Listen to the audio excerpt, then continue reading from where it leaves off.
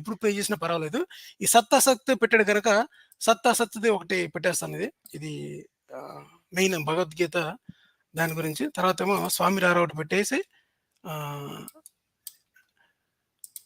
Quantum physics చెప్పాడండి బత్తాయి. ఓతిమతి బత్తాయి క్వాంటమ్ ఫిజిక్స్ చెప్పాడు దీంట్లోనే. చూడండి, చెప్పేవాడికి వినేవాళ్ళు లోకు అండి. వినేవాళ్ళు ఏం అనకపోతే వాళ్ళకి తెలియదు అనుకోండి, ఏదన్నా చెప్తాడు. అవును. సత్ అసత్ గురించి ఒక శ్లోకం మనకు ఉపనిషత్తులో వస్తుందండి. సో అది మీకు చూపెట్టేస్తాను. ఇది చూపించాలండి. మనకి భగవద్గీత ఎందుకు పంచమ వేదం అంటాం అనేది ఇప్పుడు ఎప్పుడెప్పుడు మనకు ఆపర్చునిటీస్ ఉన్నాయో లెట్స్ షో దెం. ఇది సర్వసార ఉపనిషత్ అని ఉంది. అంటే 108 మీరు ఫస్ట్ టైం పేరు వింటుండొచ్చు కొన్ని. ఇది 108 ఉపనిషత్తులలో ఒకటి. దీంట్లో సత్య ఏంటి అసత్య ఏంటో చాలా క్లియర్ గా ఉంటుందండి. మీరు స్క్రీన్ మీద కూడా చూడొచ్చు. అయితే మిథ్య గురించి కూడా చెప్పారు దీంట్లో. సో పదార్థాలు ఎన్ని రకాలు? పదార్థాలు మొత్తం సత్తు అసత్తు మిథ్య 3 రకాల పదార్థాలు ఉంటాయండి. సో వీటిలో సత్ అంటే బ్రహ్మము, బ్రహ్మాన్ని సత్యం అంటారు. నెక్స్ట్ వచ్చి అసత్తు అంటే తుచ్చమైంది, అంటే లేనిది ఆర్ టెంపరీ అయినది. మిథ్య అంటే ఏంటంటే ప్రపంచాన్ని బ్రహ్మలో ఆరోపించడం మిథ్య అంటున్నారు. అంటే లేని ప్రపంచాన్ని బ్రహ్మలో ఆపాదించడాన్ని మిథ్య అంటున్నారు.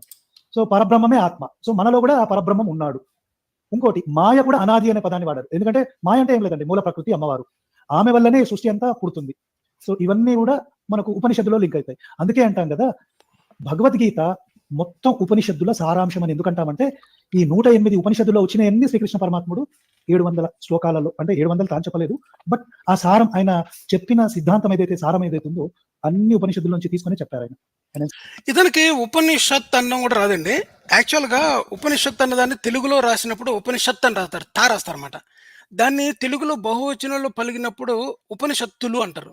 తాకి మన తూ పెట్టి కిందన ఉకారం పెట్టి ఒత్తేస్తారు అనమాట, ఉపనిషత్తులు అంటారు. ఇంగ్లీష్లో చదివినప్పుడు ఉపనిషద్ అంటారు అనమాట, డి ఉంటుంది చివరిన, ఉపనిషద్ అంట పెడతారన్నమాట. ఇది దాంట్లో పెట్టాడు ఉపనిషద్. ఇతను పలికినప్పుడు ఎలా పలుకుతాడు, ఉపనిషద్దులు అంటాడు. చూడండి, ఉపనిషద్దులు అంటాడు. సపరేట్ గా చెప్పాలా, హిందీ శ్రీకృష్ణ పరమాత్ముడు 700 శ్లోకాలలో, అంటే 700 తాను చెప్పలేదు, బట్ ఆ సారం ఆయన చెప్పిన సిద్ధాంతం ఏదైతే సారం ఏదైతే ఉందో అన్ని ఉపనిషత్తుల నుంచి తీసుకొని చెప్పారు ఆయన సపరేట్ గా చెప్పలేదు. ప్లస్ ఇంకోటి మంత్రక ఉపనిషత్తు అని ఒకటి ఉంది, అది కూడా పనిలో కొంచెం చూపెట్టేస్తాను. ఎందుకంటే ఈ మధ్యలో కొంచెం స్టడీ చేస్తున్నాను కాబట్టి. మంత్రక ఉపనిషత్తులో ఏంటంటే ఈ మధ్యలో కొంత స్టడీ చేస్తున్నాను కాబట్టి అన్నాడు కదా. ఈ మధ్యలో స్టడీ చేసిన అతను ఏం స్టడీ చేశాడు చూసారా మీరు? ఏం స్టడీ చేశాడంటే ఈ గర్భోపనిషత్తు 20వ శ్లోకం స్టడీ చేయాల, అది చెప్పను కూడా చెప్పలేదు. 20, 19 చూసారు ఎక్కడ మీరు? అవును, 27 మాత్రం చెప్పాడు. 27 చెప్పేసాడు. 27 ఎందుకు వచ్చిందంటే ఇక్కడ మనకి 84 లక్షలు ఈ నెంబర్స్ ఉన్న చూసారా, 184 లక్షలు ఎందుకు చెప్పాడంటే ఇది మనం పూర్తిగా వినలేదు. ఏమన్నాడంటే దీంట్లోని సైన్స్ కూడా ఆల్మోస్ట్ ఒక ఇది 84 లక్షలు అనుకోండి, అదొక 1 మిలియన్ ఎంతో ఉంటది కనుక ఆల్మోస్ట్ మనం దీనికి ఈక్వల్గా వచ్చేసాము. ఒక 10 మిలియన్ ఉంటే 84 లక్షలు సైన్స్ ఇదే నెంబర్ చెప్తుంది అని గుర్తుందా? మన సనాతన ధర్మం చెప్పే ఈ మన్వంతర కాన్సెప్ట్ ఏదైతే ఉందో అదే కాన్సెప్ట్ ఇప్పుడున్న 13.5 బిలియన్కి అది కూడా నెంబర్ కరెక్ట్గా చెప్పకుండా 184 కోట్ల సంవత్సరాలు అని చెప్పాడు కదా. అలాగే 84 లక్షల జీవరాశులు సైంటిఫిక్ పరంగా మ్యాచ్ అవుతుందని చెప్పడానికి ఈ శ్లోకాన్ని తీసుకున్నాడు. ఈ మిగతా శ్లోకం తీసుకోలే. గుడ్డి వాళ్ళు ఎప్పుడు పుడతారు, గుని వాళ్ళు ఎప్పుడు పుడతారు, అది తీసుకోలేదు అనమాట. సో యాక్చువల్గా ఏం చేస్తున్నాడంటే భాస్కర్ రాజు ఆడియన్స్, భాస్కర్ రాజు ఛానల్లో ఎవరైతే ఉన్నారో వాళ్ళందరినీ మోసం చేస్తున్నాడు. ఎలా మోసం చేస్తున్నాడంటే ఈ గర్భోపనిషత్తు అన్నదాన్ని పూర్తిగా చూపించకుండా సెలెక్టెడ్ శ్లోకాలు తీసుకుని చూపిస్తున్నాడు. ఈ శ్లోకాలు ఉంటే మొక్క మీద ఉమ్మేస్తారు. ఏంటి ఇవి అని విన్నారంటే అక్కడ ఆడవాళ్ళు అంతే కదా, ఆడవాళ్ళు ఎవరైనా విన్నారనుకోండి వాళ్ళకి ఇందులో క్లియర్ ఏముంది, ఇక్కడ మనకి స్త్రీకి అనుసరించి ప్రకృతి విధిని అనుసరించి స్త్రీలకు కామ సుఖాధిక్యత కారణంగా పురుషుల కంటే స్త్రీల శిశువులు సంఖ్యాపరంగా అధికంగా ఉంటారంట. అంటే ఇవన్నీ వింటూ వాళ్ళు ఎలా చేస్తున్నారంటే అప్పుడు దానికి ఆయన ఛానల్కి ఎక్కువగా లేడీస్ వాళ్ళు వచ్చి గురువుగారు అంటుంటారు కదా, వాళ్ళు ఇవి చూడరా, అవి వాళ్ళు మరి మనం చూపించాం కదా గర్భోపనిషత్తులు. ఇప్పుడు ఏమంటారు వాళ్ళు ఒప్పుకుంటారు, వీళ్ళు ప్రకృతి పరంగా స్త్రీలకు కామం ఎక్కువ ఉంటుంది, కామ సుఖాధిక్యత ఎక్కువ ఉంటుంది కనుక స్త్రీ శిశువులు పుడుతున్నారంటే ఇది ఒప్పుకుంటారు వాళ్ళు. ఇది గర్భోపనిషత్తులోనే ఉంది. గర్భోపనిషత్తును ప్రమోట్ చేస్తున్నాడు కదా మరి అది. సో ఇప్పుడు మనకి ఇది చెప్పాడు కదా, దీనికి వెళ్దామండి. ఏం చెప్పాడు, ఈ సత్తు అసత్తు అంటే మొత్తం చెప్పాడు కదా. ఈ సత్తు అసత్తు ఇంకా అయిపోయింది అతను చెప్పింది. ఇంకా ఇందులో ఒకసారి పెడతాను. జన్మలు ఎలా జరుగుతాయి? సో ఇక్కడ అంటున్నారు, ఎవరిలో స్థావర జంగమాత్మకమైన ప్రపంచం మొత్తం గుచ్చబడిందో, అంటే అది పరమాత్ముడిలో ఉంది. ఆ మహాపురుషులో సముద్రము, ఆ సముద్రంలో అన్ని ఏం చేస్తున్నాయి? నదులన్నీ కలిసిపోతున్నాయి, లయమవుతున్నాయి. సో అట్లాగే మనం కూడా ఆయన నుంచి పుడుతున్నాం, మళ్ళీ ఆయనలోకి లీనమవుతున్నాం. ఎవరో కామెంట్ పెట్టారు వాటర్ సర్కిల్ అని. ఎందుకంటే కాంటెక్స్ట్ ఏమొచ్చింది అని అంటే, మనము ఐస్ ని ఫ్రీజ్ చేస్తున్నాము, తర్వాత అది కరిగిపోతుంది, తాగుతున్నాము, అది ఎక్కడికి పోతుందో, ఇదంతా సైకిల్ అన్నమాట. అలాగే పరమాత్మ ఎవరైతే సత్తో, ఆయనలోంచి మనం అందరం వస్తున్నాము, మళ్ళీ ఆయనలోకి కలిసిపోతున్నాము. కొందరు మోక్షం తీసుకుంటున్నాము, పర్మనెంట్ గా ఆయనలో లీనమైపోతున్నాము. ఆ మోక్షాలలో మళ్ళీ సాకార, సాలోక్య, సారూప్య, ఈ ఒక 5 రకాల ఇవి ఉంటాయన్నమాట. సో ఇక్కడ మనం స్పష్టంగా ఇక్కడ చూస్తే మాయ అనేది మూల ప్రకృతి కూడా అంటారు. ఈ మాయకి గుణ సామ్యమే అవిద్య మొదలైన అన్ని రూపాలతో ఉంటుంది. సో బ్రహ్మజ్ఞాని అయిన వాడు ఈ మాయను కూడా ఆ విధంగా తెలుసుకుంటాడు. సో 3 పదార్థాలను స్పష్టంగా, అంటే సత్తుని, అసత్తుని, మిథ్యని, వీటిని స్పష్టంగా దేనికి వాడికి తెలుసుకున్న వాడే బ్రహ్మజ్ఞాని. ఇప్పుడు పదార్థాలు ఎన్ని ఉంటాయండి? ఏం చెప్పాడు? పదార్థాలు 3 రకాలు ఉంటాయని చెప్పాడు కదా. ఏంటి? సత్తు, అసత్తు, అలాగా మిథ్య అని చెప్పేసి. అసలు పదార్థాలు ఎలా ఉంటాయి? మనకి మ్యాటర్ చూసుకుంటే 3 స్టేట్లు ఉంటది కదా, సాలిడ్స్, లిక్విడ్స్, గ్యాసియస్. ఆర్ ఇంకోటేమో ఒక ప్లాస్మా కానీ, లేకపోతే సూపర్ స్టేట్ కానీ, అంతే కదా. వీళ్ళేం చెప్తున్నారంటే సత్తు, అసత్తు, అది ఇంకొకసారి ఇది వినేసండి. కానీ పాయింట్ ఏంటంటే, ఇప్పుడు మీరు చూస్తే అంటే మనం అయితే సాలిడ్, లిక్విడ్, గ్యాస్, లేకపోతే ప్లాస్మా స్టేట్ అని అంటాం, అన్ని మాల్ బేరియానిక్ మ్యాటర్, ఫిజికల్ మ్యాటర్ ఉండేది. వీళ్ళు మాట్లాడుతున్న మెటాఫిజిక్స్ పదార్థం వేరు, ఫిజికల్ మ్యాటర్ వేరు కదా టోటల్ గా. వీళ్ళు మాట్లాడుతుంది ఏదో మెటాఫిజికల్ లెవెల్లో మాట్లాడుతున్నారు ఇదంతా. కరెక్టే. వీళ్ళు అంటే ఇక్కడ ఈ ఉపనిషత్తుల ప్రకారంగా, ఈ మంత్రి ఉపనిషత్తు దాని ప్రకారంగా పదార్థాలు 3 రకాలని చెప్పాడు కదా. ఏదో ఒక సినిమా యాక్చువల్ గా అండి, అంటే పదార్థాలు ఎన్ని విధాలు? ఏదో 5వ శతాబ్దంలోనో 6వ శతాబ్దంలోనో ఏదో ఈ మెటాఫిజిక్స్ అంతా రాశారంటే ఏదో అనుకోవచ్చు. అప్పటికి ఇంకా యూనో మెటీరియలిస్టిక్ ఫిలాసఫీ మీద అంటే కొంత వచ్చింది అనుకోండి. అప్పటికే ఇండియన్ సబ్ కాంటినెంట్ లో చార్వాకులు, బుద్ధులు తీసుకొచ్చారు. కానీ అంతా మెటాఫిజికల్ లెవెల్లోనే ఉంది కాబట్టి వీళ్ళు మెటాఫిజిక్స్ లో ఇంకో మార్వెల్ కామిక్స్ రాశారని అనుకోవాలి. అది ఇంకో చిన్న పాయింట్. కానీ 2024లో 21వ శతాబ్దంలో ఈ మెటాఫిజిక్స్ మాట్లాడుకోవడం, ఇది మనకేంటి, మనకి ప్రపంచాన్ని అర్థం చేసుకోవడానికి, లేకపోతే ప్రకృతిని, విశ్వాన్ని అర్థం చేసుకోవడానికి ఇది ఒక మార్గం అని చెప్పడం అనేది ఇట్స్ అబ్సల్యూట్ ఫూలిష్నెస్. అది గత మరి 1700 సంవత్సరాల ఫిలాసఫీ అంతా ఏం చేయాలి? అది చేయాలి. కరెక్ట్. ఇతను ఎంబీబీఎస్ డిగ్రీని దాన్ని అంతా కలిపి పొయ్యిలో పెట్టాలా? అంటే యాక్చువల్ గా ఆది శంకరాచార్యుల పిచ్చి ఫిలాసఫీ ఏదైతే ఉందో అదంతా ఎక్కడి నుంచి వస్తుందండి? ఏది మనకి బ్రహ్మ సత్యం, జగన్ మిథ్య అంటాడు, గుర్తుందా మీకు? ఎవరు? ఆది శంకరాచార్యులు. అవును. అది ఎక్కడి నుంచి వస్తుందన్నమాట. ఎందుకంటే ఎక్కడైతే మిథ్య అని ఉందో, పదార్థాలు ఎన్ని విధములు, పదార్థాలు మొత్తం సత్తు, అసత్తు, మిథ్య అని ఉన్నాయి చూసారా, ఇవి ఇక్కడి నుంచి అనమాట. ఇదేంటి? ఇది ఉపనిషత్తు నేను తీసినది. ఇదేంటి? సర్వసారోపనిషత్తు అనమాట. ఈ సర్వసారోపనిషత్తుల్లోని ఇక్కడ మీకు రాసి ఉంటుంది అనమాట.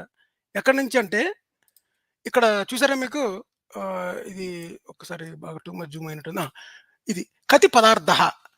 ఈ పదార్థం అనగానే ఏంటి? పదార్థం అనగా పదార్థములు 3 విధములు: సత్తు, అసత్తు, మిథ్య. సత్ అంటే బ్రహ్మమే ఇక్కడ సత్ అనమాట. అసత్తు అంటే కల్పితమైనది, స్వయంగా చూస్తే లేనట్టిది కాబట్టి తుచ్చము. చూసారు ఇది? అసత్ అనేది కల్పితము. మిథ్య అంటే ఏంటి? బ్రహ్మము పట్ల ఆరోపించి చూచుచుండగా కనబడే జగత్ అనమాట. అంటే ఏంటంటే ఈ జగత్తు మనం చూడడంగా కనిపిస్తుంది తప్ప నిజానికి అక్కడ లేదనమాట. వాస్తవానికి బ్రహ్మమునకు వేరుగా జగత్తు లేదు. కానీ వేరుగా ఉన్నట్లు భావింపబడు విధంగా పొందబడుచున్నది. అది యద్భావం తద్భవతి అన్నది ఎక్కడి నుంచి వచ్చిందనమాట. యద్భావం తద్భవతి అన్న పాయింట్ ఏదైతే ఉందో, తదేవ భావం తద్భవతి అంటే మనం ఏదనుకుంటే అక్కడ ఉంటుంది, లేదా లేదు. ఫర్ ఎగ్జాంపుల్ మేట్రిక్స్ మూవీ చూసారనుకోండి మీరు. మేట్రిక్స్ మూవీలోనే మీరు అక్కడ ఉందనుకుంటే ఉంటుంది, లేదనుకుంటే ఇది ఎవ్రీథింగ్ ఇస్ లైక్ డిజిటల్. అంటే మీకు అంతా ఒక type of it's all code. Correct. So ఇదే భావం అనమాట. ఇప్పుడు యాక్చువల్ గా matrix is built on this ideas, అంటే అద్వైతం బేస్ మీదే చేశారు ఈ ఉపనిషత్తు, ఈ థాట్స్ మీదే. Matrix Wachowski they were heavily inspired. అదొకటి. తర్వాత చూడండి, ఆత్మయే బ్రహ్మ ఉంది కదా ఈ దీంట్లోని. సో ఇది వదిలేద్దాం. యాక్చువల్ గా మీకు అంతా ఇదంతా సోదే. మళ్ళీ ఇదంతా మాయ అనేది అనాది అయినట్టుది, దానికి అంతము లేదు. సో మాయ అనేది పట్టుకొచ్చారు మళ్ళీ ఇక్కడ. ఏది? ఈ 3 కాకుండా, సత్తు, అసత్తు, మిథ్య కాకుండా మాయ అనేది అనమాట. సో మాయ వల్లనే, అది ఫస్ట్ నుంచి ఉండడం వల్లనే ఇది అంతా వ్యాపించి ఉందని ఈ హేతువాది ఏం చెప్తాడంటే, ఈ మనకి ఏది ఎవరైతే ఈ పురుష సూక్తంలోని పురుషుడు మొత్తం అంతా వ్యాపించి ఉన్నాడో, ఆ విధంగా మాయ అనేదిను, బ్రహ్మం అనేది వ్యాపించి ఉందని చెప్తాడనమాట. సో, ఈ ఇదయిపోయిన తర్వాత నెక్స్ట్ ఈ సర్వసారోపనిషత్తుల్లోనే బేసిక్‌గా it is nothing but word salad అండి. వర్డ్ సలాడ్ అంటే మీకు తెలుసు కదా! మనం ఆల్రెడీ మన అతని పేరేంటి ఆహ్, ఆహ్, పేరెవరో మనం దీపక్ చోప్రా. మర్చిపోయాం అన్ని. 'దీపక్ చోప్రా' లాంటి వర్డ్ సలాడ్ అనమాట ఇది. ఏం చెప్తాడంటే, ఓం అను ఏకాక్షర పరబ్రహ్మమునకు నమస్కరిస్తూ, ఇక్కడ ఓం అని ఉంది కదా! ఇక్కడ నుంచి చెప్తాడనమాట. ఏంటి చూడండి, ఇందులో 12 ప్రశ్నలేస్తారండి ఈళ్ళు. తపోధనుడు సునిశిత బుద్ధి సమన్వితుడు అగు శిష్యులు అడిగిన 12 ప్రశ్నలనమాట. ఇదేంటంటే బంధము ఎటువంటిది? మోక్షం అనగానేమి? ఏది విద్య? ఏది అవిద్య? జగత్, స్వప్న, సుషుప్తి జాగ్రత్త, స్వప్న, సుషుప్తి తురియముల స్వరూప స్వభావాలు ఎటువంటివి? మీరెప్పుడన్నా స్పిరిచువల్ వరల్డ్‌లోకి అంటే స్పిరిచువల్ దాంట్లోకి ఎంట్రీ అవుతున్నప్పుడు ఇవన్నీ పదాలు మీకు వినిపిస్తాయన్నమాట. అంటే ఏంటి? జాగృతి, స్వప్న, సుషుప్తి అని. అంటే మనం మెలకువగా ఉన్నప్పుడేమో జాగృతి, పడుకొని కలగంటున్నప్పుడేమో స్వప్నము, ఒక డీప్ స్లీప్‌లోకెళ్ళిపోతే సుషుప్తి, తురియం అనేది ఒక నెక్స్ట్ లెవెల్ మాట. అంటే ఎవ్రీథింగ్ ఈస్ గాన్. అంటే పూర్తిగా మీరు ఒక స్టేట్ అదే నో పరమాత్మలోని no no existence, state of no existence లాంటిది. State of no no existence అంటే సెల్ఫ్ ఏంటంటే కాన్షియస్. పరమాత్మలో ఐక్యమైపోయిన తర్వాత బ్రహ్మానందం భగవద్గీతలో శ్రీకృష్ణుడు చెప్తాడనమాట. వీళ్ళందరూ కూడా బ్రహ్మానందమును అనుభవించుచు ఒకళ్ళకొకళ్ళు ఉపదేశములు గావించుకున్నారని చెప్తుంటాడనమాట. అంటే ఎగ్జిస్టెన్సే లేనప్పుడు ఇంక ఉపదేశాలు ఏం చెప్పుకుంటారు ఇంకా? ఇట్స్ సో ప్యూర్ అంటే ఎగ్జిస్టెన్స్ అంటే ఫిజికల్ ఎగ్జిస్టెన్స్ ఆఫ్ సెల్ఫ్. ఇది అంటే సెల్ఫ్ కాన్షియస్నెస్ అంటారు కదా, ఆ సెన్స్ ఆఫ్ సెల్ఫ్ అనేది పోవడం పూర్తిగా. అంటే మీరు మళ్ళీ దీన్ని ఒక మెటీరియలిస్టిక్ ఒక స్పిరిచువల్‌గా చెప్పకండి. నేననేది ఏంటంటే ఒక మొత్తం ప్రపంచం అంతా ఎండ్ అయిపోయి ఒక స్టేట్‌కెళ్ళిపోతుంది చూసారా? ఆ స్టేట్ చెప్తున్నా. అంటే okay. Everything is gone state అనమాట. End of existence. End of existence whole universe మొత్తానికి. మీరు చెప్పిన పాయింట్ ఏంటంటే మన సెల్ఫ్ అనేది పోయిన తర్వాత you feel like belonging to the external world. అంటే అంతా నేనే. ఈ చీమ గాని, లేకపోతే దోమ గాని, లేకపోతే చూసారా మనకి సునకమాంసమును వండుకొని తినువాని యందును పండితులు సమదృష్టి కలిగి ఉందిరని చెప్తున్నారు కదా! మీరు ఆ స్టేటస్ చెప్తున్నారు. ఓకే. నేను ఇంకా బియాండ్ ఆ స్టేటస్ కంటే నెక్స్ట్ స్టేటస్ చెప్తున్నానన్నమాట. అంటే ఇంకా అది. అప్పుడు మీరు ఉపదేశములు గావించుకొనుచు బ్రహ్మానందం అనుభవించే స్థితి ఇంకేం ఉండదన్నమాట. It's gone. తర్వాత అన్నమయ, ప్రాణమయ, మనోమయ, విజ్ఞానమయ, ఆనందమయ పంచకోశములు ఏమై ఉంటాయి? ఓకే. ఇదేంటంటే ఒక స్ట్రీమ్ ఆఫ్ వర్డ్స్ మీ ముందుకొచ్చి పటా పటా తగులుతుంటాయన్నమాట. మొఖం మీద కొడతా ఉంటారు. ఓకే. మీకు ఇంక బ్రెయిన్‌లోకి ఎళ్ళవన్నమాట. అది చెప్పేది ఎవర్రా అంటే ఇలాంటి బత్తాయిలన్నమాట. ఈ బత్తాయిలు ఏం చేస్తున్నారంటే వీళ్ళకొచ్చిన ఓన్ ఇంటర్ప్రిటేషన్ ప్రకారంగా అన్నమయం ఏంటి? ప్రాణమయం ఏంటి? అది కూడా డాక్టర్. ఈ బత్తాయి డాక్టర్ ఏం చెప్తున్నాడంటే ఆల్రెడీ అన్ని చదువుకొని మనకి ఈ గర్భోపనిషత్తులో పిల్లలు ఎలా పుట్టారో చెప్పాడు. తర్వాతేమో ఈ అన్నమయ, ప్రాణమయ, మనోమయ, విజ్ఞానమయ, ఆనందమయ కోశాలు. ఇప్పుడు మనకి మెడికల్ పరంగా, అనాటమీ పరంగా చూసుకుంటే ఇవేమి ఉండవు కదండీ మీకు దీంట్లోనే ఉంటాయా అవి? ఉండవు, మనోమయ ఏమి ఉండవు. అవేమి ఉండవు. అసలు ఆ కేటగరైజేషనే లేదు. తర్వాత ఇంకొక నెక్స్ట్ వర్డ్ సలాడ్. కర్త, జీవుడు, పంచవర్గము, క్షేత్రజ్ఞుడు, సాక్షి, కూటస్థుడు, అంతర్యామి ఈ పేర్లలో దేన్ని ఉద్దేశిస్తున్నారు? ఈళ్ళేం చేశారంటే ఈ అందరిని కన్‌ఫ్యూజ్ చేయడానికి ఒక టెర్మినాలజీ క్రియేట్ చేశారండి. ఈ స్ట్రీమ్ ఆఫ్ టెర్మినాలజీలోని యూ లాస్ట్ సమ్‌వేర్. అంటే ఏమీ తెలియని వాడికి ఒక సెట్ ఆఫ్ పట్టుకొచ్చి ఎగ్జాక్ట్‌గా ఇటువంటి దాన్నే ఇంగ్లీష్‌లో ఫాలో అవుతాడు మన జగ్గి. జగ్గి కూడా సేమ్ ఇటువంటిదే ఇంగ్లీష్‌లో ఉన్న మనకు scientific new words, word jargon అంతా తీసుకొచ్చి ఒక మసాలా పారాగ్రాఫ్ ఒకటి క్రియేట్ చేసి జనాల మీద వదులుతాడనమాట. ఎగ్జాక్ట్‌గా ఉపనిషత్తులు చేసే పని కూడా అంతే. ఓకే. ఆ తర్వాతేమో ప్రత్యేగాత్మ అని ఉంటది. ప్రత్యేగాత్మ ఇది ప్రగాత్మ అని ఉంది ఇక్కడ. సరే ప్రత్యేగాత్మ ఇదే. ప్రత్యేగాత్మ ఇక్కడ స్పెల్లింగ్ మిస్టేక్ ఇది. ఇక్కడ చూసారా? అవును. ప్రత్యేగాత్మ, పరమాత్మ అనేది ఇక్కడ ప్రత్యేగాత్మ, పరగాత్మ అని ప్రతగాత్మ అని పడింది. ప్రత్యేగాత్మ, తర్వాత పరమాత్మ, మాయ అంటే ఏంటి? తర్వాత basic this is core basic philosophy మాట దీంట్లోని. ఏంటి? బ్రహ్మం అనగా ఏమి? పదార్థం అనగా ఏమి? ఎన్ని విధములు? చూసారా పదార్థం అనగా చెప్పాను కదా మీకు నేను సాలిడ్స్, లిక్విడ్స్ కాకుండా ఈ సత్తు, అసత్తు ఇదంతా మెటాఫిజిక్స్‌లో ఉన్న పదార్థాలన్నమాట ఇయి. మాయ ఎక్కడిది? ఎవరిది? మాయ అనేది ఎప్పటినుంచో ఉంటదన్నమాట. అది వీళ్ళు చెప్పే ఫిలాసఫీ. ఇప్పుడు దీనికి మీరు ఇంకొక కొత్త ప్రశ్న కూడా ఎయొచ్చండి మీరు. ఎలాంటి ప్రశ్న ఎయొచ్చంటే విజ్ఞానం అనగానేమి అని ఎయొచ్చనమాట. ఏది విజ్ఞానము? అంటే ఆత్మను తెలుసుకోవడమే విజ్ఞానము. అంతే కదా! విజ్ఞానం అంటే ఏంటంటే ఆత్మ అనేది తెలుసుకుని విజ్ఞానము. మిగతా జ్ఞానం అంతా కూడా అవిద్య లేకపోతే అజ్ఞానము అని నేను 13 యాడ్ చేశాననుకోండి. అది ఇందులో ఫిట్ అవుతా గ్యారంటీగా? ఫిట్ అవుతుంది. అంటే ఏంటంటే ఈ టైప్ ఆఫ్ దోస మెను అని చెప్పారు కదా మీరు ఆ రోజున. దోస మెను హ్మ్. లాగా ఇటువంటి పదాలని కొత్త పదాన్ని ఒకదాన్ని తీసుకొచ్చేసి ఇప్పుడు బుచుకాన్వేషణ అంటే ఏంటి అని చెప్పాననుకోండి ఇప్పుడు నేను. దీంట్లో పెట్టొచ్చమాట. హూస్ బుచుకు? You have to find out the బుచుకు. దాన్ని చదవాలంటే మీకు బుడుంగు ఉపనిషత్తు చదవాలని చెప్పాననుకోండి. అది ఇంకో నేను మళ్ళీ బుచ్చుకు తత్వంలో చుక్కు, ఉక్కు, బుచుక్కు అని 3 నేను పెడతాను మళ్ళీ సత్తలాగా. కరెక్ట్. చుక్కు పుక్కు. యాహ్! ఇప్పుడు నేను యాజ్ ఇట్ ఈస్‌గా అటువంటి శ్లోకాన్నే ఇక్కడ రాస్తా. ఇప్పుడు ఇంత why you are mesmerized. People are fall for this trap. ఎందుకంటే ఇది సాంస్క్రిట్‌లో ఉంది గనక. ఓకే. ఇదే విధంగా మీరు చెప్పారు కదా! కిమ్ మాయ, కిమ్ బ్రహ్మ ఉంది కదా! అవును. ఇప్పుడు కిమ్ అంటే ఏంటి తెలుసా? కిమ్ బ్రహ్మ అంటే ఏంటంటే బ్రహ్మ ఎవరు అంతే కదా! అంతే కదా! అవును. కిమ్ బ్రహ్మ అంటే కిమ్ అంటే. ఇప్పుడు మీరు ఎప్పుడైనా విన్నారా? మనకి రకరకాలు ఏంటంటే గంధర్వులు ఉన్నారు కదా! అలాగే మీకు ఎవరో యక్షులు, గంధర్వులు, కింపురుషులు ఉన్నారు తెలుసా మీకు? అవును. అసలు కింపురుష అంటే ఏంటో తెలుసా మీకు? కిం పురుష అంటే పురుషుడు అడగడం మాట. కిం పురుష అనేది అది అడగడం ప్రశ్న అది యాక్చువల్‌గా. కిం పురుష is not a separate category లాగా పట్టుకొచ్చారు కానీ ఇది యాక్చువల్‌గా కిం పురుష. అంటే ఈ అన్ని కేటగరీల్లోని ఈ కిమ్ అనేది ఏదైతే ఉందో అడగడం మాట. పురుష అన్నమాట. కిం పురుష.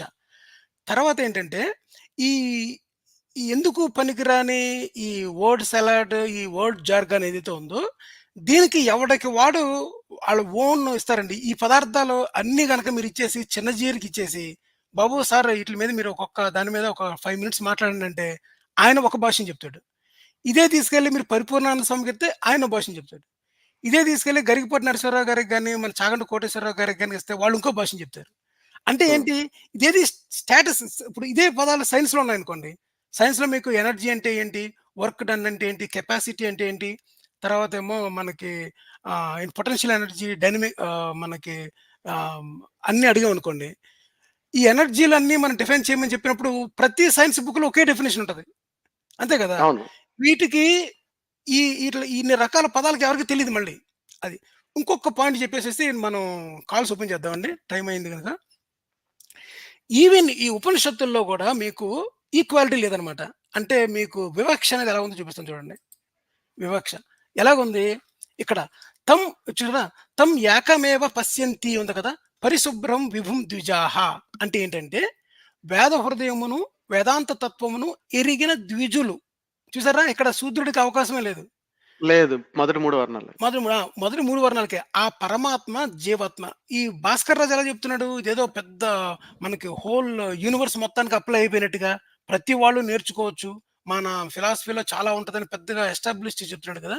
కానీ ఇది లేదు. అంత సీన్ లేదు శూద్రులకి. మెయిన్ మెజారిటీ ఆఫ్ చూసుకుంటే 95% ఆఫ్ ద పీపుల్ అందరూ కూడా శూద్రులు. ఎందుకంటే మీరు ఎంత పర్సెంటేజ్ పెట్టినా 1%, 2% ఈ రాజుల్ని, తర్వాతేమో వైశ్యుల్ని, బ్రాహ్మణుల్ని మొత్తం 3 వర్ణాలని గనక తీసుకుంటే, మళ్ళీ ఇంకో విషయం గుర్తుపెట్టుకోండి. ఈ 3 వర్ణాలు గూడా స్టేట్ ఆఫ్ మైండ్ గాదు. మొన్న లాస్ట్ వీక్ ఒకటి చేసాం చూసారా? ఇల్లు ఉడుస్తుంటే శూద్రులని చెప్పింది గదా! ఎవరో మన ఈ సుంకరక్క. అలా కాదు. హ్మ్. ఇది ఫిజికల్ పీపుల్ అన్నమాట. People who belong to that వర్ణ. ఒక్కసారి పుట్టిన తర్వాత వర్ణం మారదు. ఏ బ్రాహ్మణుడు గూడా వాళ్ళ కొడుకుని, "ఒరేయ్! నువ్వు సంధ్యావందనం చేయట్లేదు. ఈ రోజు నుంచి శూద్రుడురా" అని ఇంట్లో నుంచి గంటడు గదా! అవును. అయితే ఒక్కసారి అలాగే శూద్రులు majority of the category people ఎవ్వరికీ కూడా మీకు పరమాత్మ, జీవాత్మ అసలు ఆ సీనే లేదు. ఎందుకంటే వీళ్ళు ద్విజులు మాత్రమే చేస్తారన్నమాట ఇదంతా. సో, ఇదండి ఇక్కడున్నదంతా కూడా ఈ ద్విజులకి, వాళ్ళకి మాత్రమే సంబంధించింది తప్ప, మామూలు జనానికి ఎందుకు ఒక పైసా కూడా పనికిరాని జ్ఞానం మాట ఇది. ఓకే.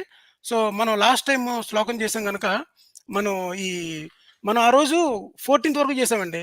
మనం ఇప్పుడు 17థ్ వరకు చేసేసి కంప్లీట్ చేద్దామా? లేదంటే లేట్ అయిందంటే మనం కాల్స్ ఓపెన్ చేద్దామా? మీ ఐడియా చెప్పండి.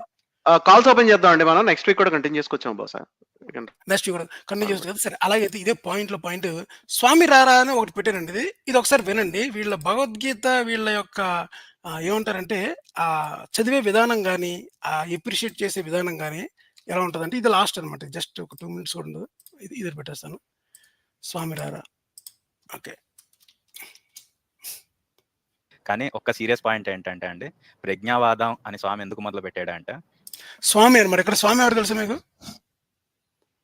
శ్రీకృష్ణుడు అన్నమాట. కృష్ణుడే. కృష్ణుడు. ఆ! ఈడు కృష్ణుడిని స్వామి అంటే ఇప్పుడు చాలా మంది భగవద్గీత చదువుతున్నప్పుడు సారీ, రామాయణం చదువుతున్నప్పుడు స్వామి హనుమ, స్వామి హనుమ, స్వామి హనుమ అక్కడ ఒక మంచి పదాన్ని వేశారని చెప్తుంటారనమాట మన రవిశంకర్ గారు.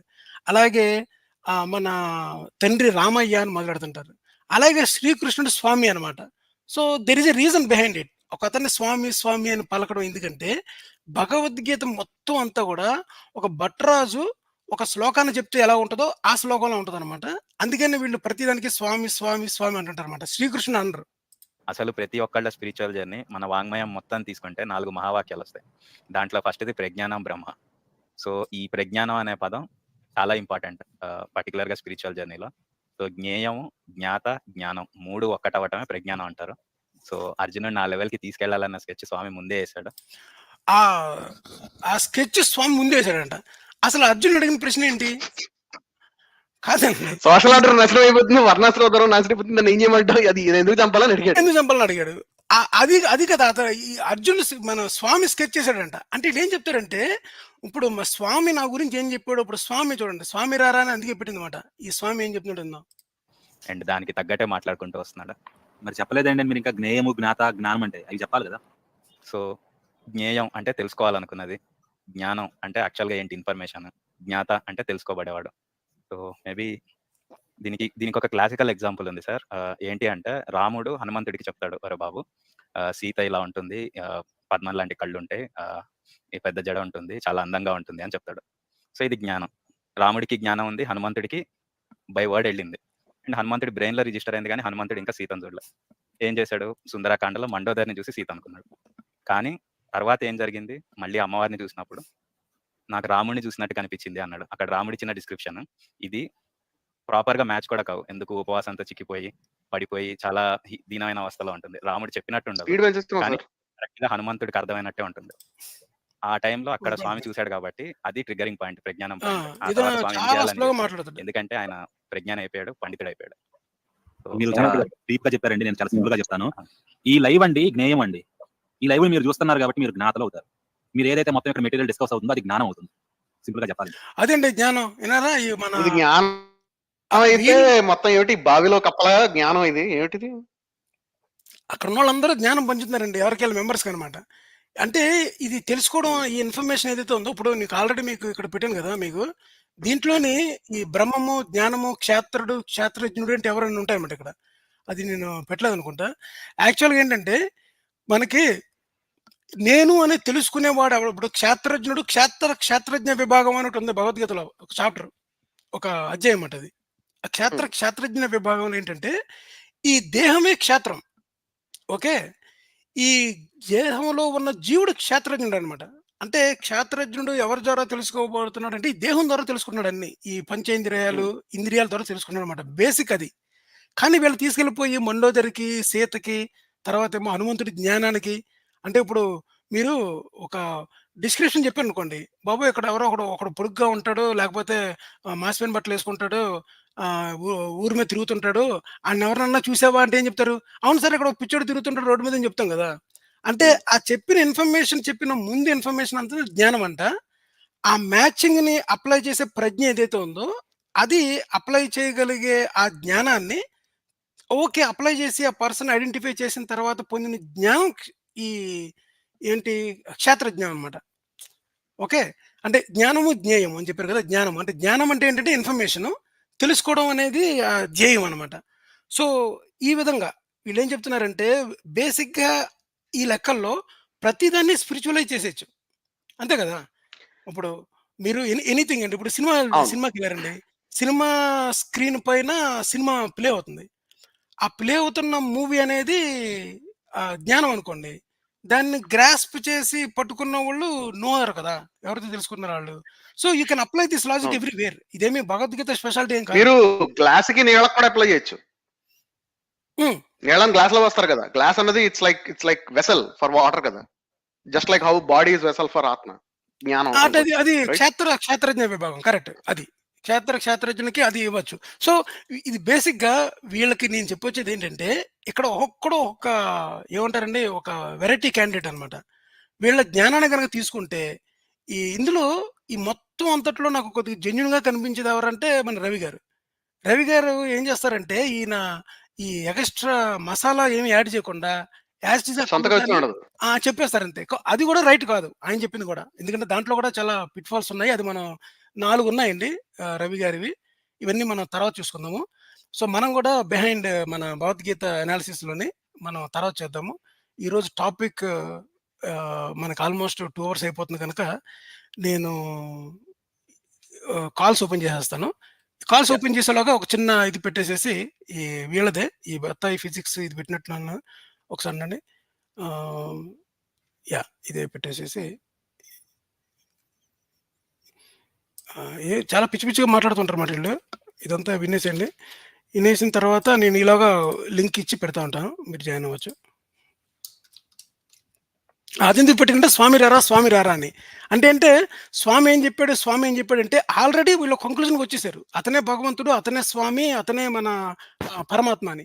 అప్పుడు అతను ఏం చెప్పినా మీకు నచ్చుతుంది గదా! ఇప్పుడు అవును. శ్రీకృష్ణుడు అన్నది చెప్పిన దాన్ని క్వెషనింగ్ క్రిటికల్ అనాలిసిస్ అంటే ఏంటి మనం చేసింది?